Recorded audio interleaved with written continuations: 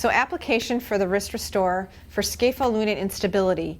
The goal, we want to bring the scaphoid and lunate closer together. The scaphoid wants to flex, so we want to block that flexion. So how we're going to do that, we've got our wrist restore that has these two rubber bumpers.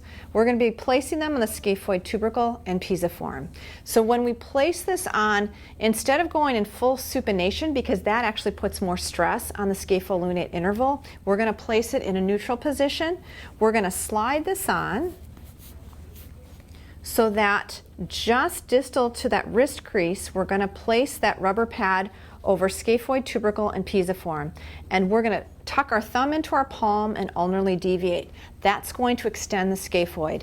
Then we place the radial wrist strap first, here, then the ulnar. So the tension goes more on the radial, so it blocks the scaphoid. The remaining two proximal straps are just going to go on just to help stabilize and to prevent that migration.